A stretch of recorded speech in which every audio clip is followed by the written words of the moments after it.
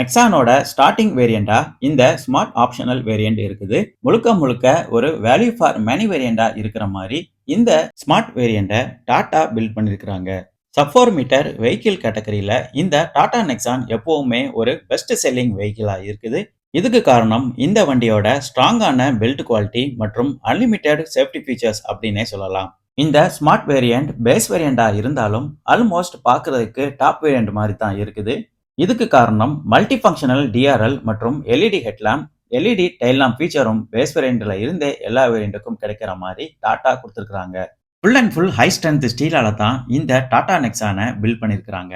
இதனால தான் ஒரு ஹை இம்பாக்டை கூட ஈஸியா அப்சர்வ் பண்ற மாதிரி ஒரு ஹெவியான பாடி பில்ட் இந்த வண்டியில இருக்குது.